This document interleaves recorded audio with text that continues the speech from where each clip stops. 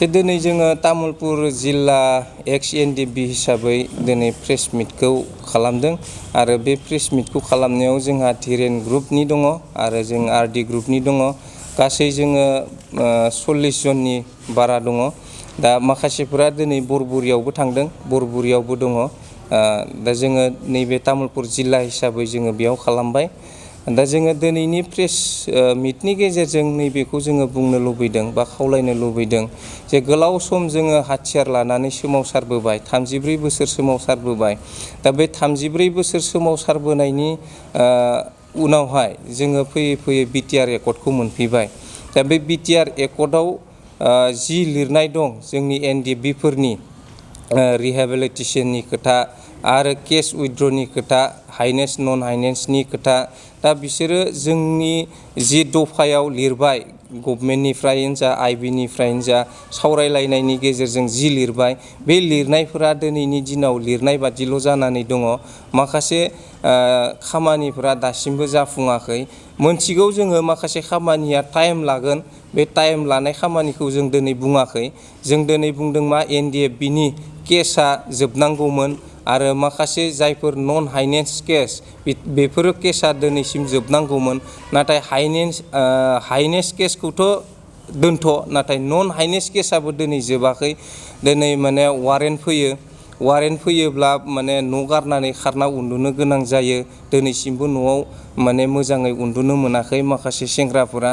आरो बेबायदि खेथ्रआवहाय बांसिन जोंनि नैबे बाक्सा डिस्ट्रिक्ट हिसाबैनो बेबादि दङ। बांसिन जेल जानाय बाक्सा डिस्ट्रिक्टआवनो दङ दिनैसिमबो। केस गोनाङाबो बांसिन जोंनि नैबे बाक्सा डिस्ट्रिक्टआवनो दङ। मानो होनब्ला थाबोनाय समफोरावहाय जेसेबांखि माने एक्सनार दंमोन, जेसेबां खामानि मावग्रा दंमोन, बाक्सानिफ्राय बांसिन दंमोन। बिनिखायनो केसआबो बांसिन दङ बाक्सायाव। बिनिखायनो जों सम सम दुखु मोनो। खारन माने दिनैहाय जोङो दिनै आंसो न'आव थानो हादों, दिनै आंनि लोगोफोरा दिनै न'आव मोजाङै थानो हायाखै, खारनो गोनां जायो हरबा। दा बिनिखायनो जों खावलायनो लुबैयो जे जोंनि एनडिएफबिनि जोहोलावफोरनि केसफोरा थाबैनो उइथड्र जानांगौ। आरो उइथड्र जानाया सम लायोब्लाबो आं बिथां प्रमदखौ खावलायनो लुबैयो जे उइथड्र जानाया सम लायोब्लाबो अन्तत' वारेन्ट फैनायखौ बन्द' खालामनो नांगौ आरो हायोब्ला नोंथाङा बेखौ थाबैनो खालामनांगौ। केस जोबनाया सम लायोब्लाबो माने वारेन्ट फैनाया माने बन्द' जानांगौ। एनडिएफबिनि जिफोर थालांनाय सेंग्राफोरनि मुं, बे मुं थालांनायफोरखौबो थाबैनो मावफुंनानै होनांगौ। आरो जायफोर मान्थलि मेंटेनेन्सखौ मोनाखै बिथांमोननोबो मान्थलि मेंटेनेन्सखौ होनो थाखाय नोंथांमोनखौ आं खामानि मावनो थाखाय खावलायो। लोगोसे जोंनि जि थालांनाय रिहेबिलिटेसन जायखौ फिक्स डिप'जिटआव होनाय जादों, बे फिक्स डिप'जिटआव होनाय माखासे माने बे फिक्स डिप'जिटआव होनाय फैसाखौबो जोंनि माखासे सेंग्राफोरा मोनजोबाखै। दाबो 13,000ल'सो मोननाय जादों। दा बिनिखायनो जोंनि एनडिएफबिआथ' 13,000ल' नङा, गोबां दंबावो। दा बे माखासे एनडिएफबि थालांनाय एनडिएफबिफोरनो नोंथांमोना माला होनो हागोन बेखौ आङो मिडियानि गेजेरजोंब्लाबो फोसावजानो लुबैदों।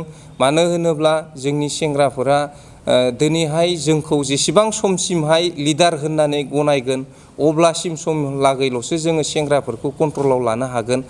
जेब्लासिम जोंखौ लिडार होननानै गनायनाया जोबगोन अब्लासिम बिनि उनावहाय जोङो रावबो सेंग्राफोरखौ जोङो बादा होनो हानाय नङा बा लाखिनो हानाय नङा, बा माने जिबादि नेम खान्थिनि गेजेराव थानांगौ बेबादि नेमखान्थिनि गेजेराव जों लाखिनो हानाय नङा।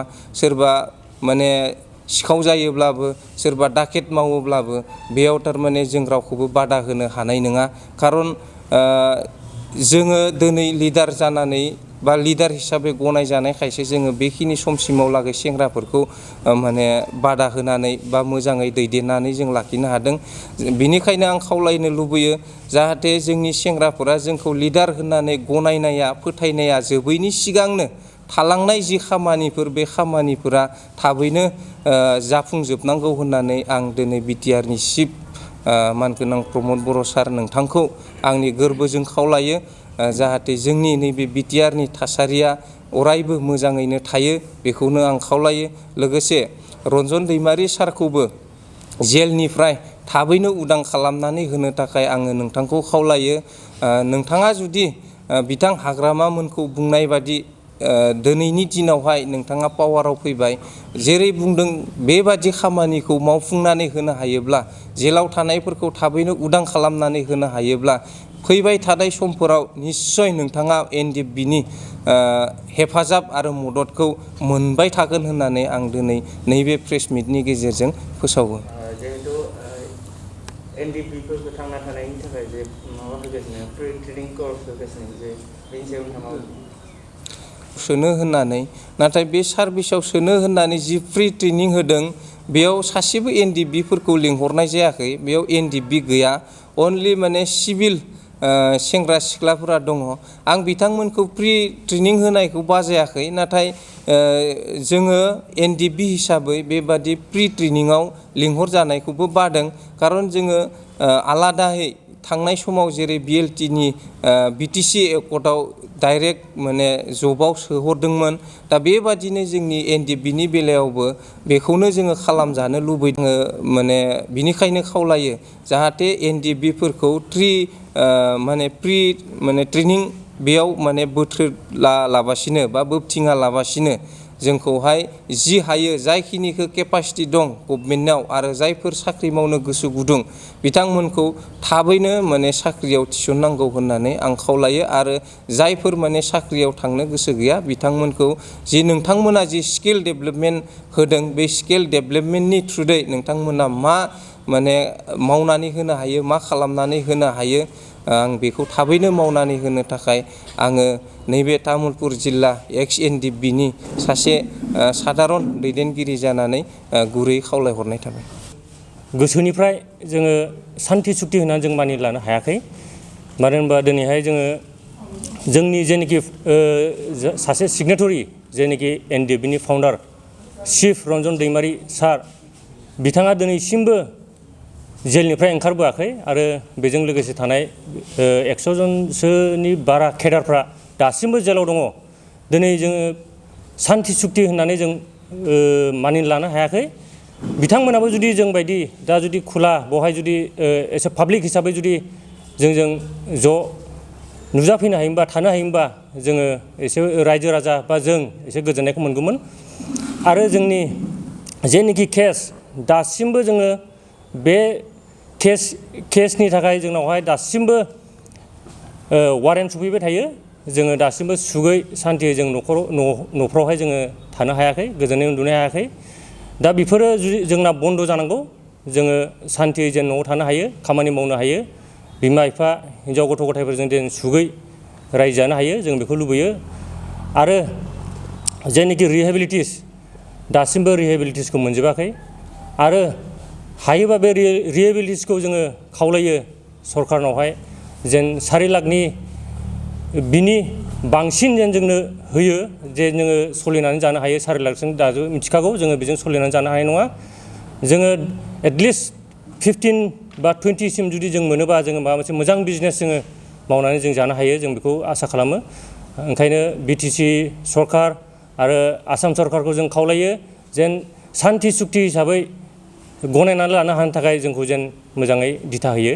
जे केडारफोर दासिमबो जोंनि जे केडारफोर बिसोरनि हाबाखै, माखासे बाहेरानि मानसिफोरनि हाबनाय खोनादों। बे बोरै हाबखो? बे हाबनाङामोन। जेनोखि जोंखौहाय दा माबा पुलिसनिफ्राय जेनोखि जोंखौहाय इनकुवारि खालामगासिनो दङ, बे जेन क्लियारै जेन बिसोरो खालामो आरो मोजाङै जेन नामफोरखौ हरो आरो थाबैनो जेन रिहेबिलिटिसखौ मोनो। दासिम नै 1.5 बोसोरसिम जाबाय, दासिमबो जोङो बहुद सेंग्राफ्रानो दासिमबो मोनाखै। बेखौनो बुंनानै आसाम सरकार आरो BTC सरकारखौ जोङो खावलायो।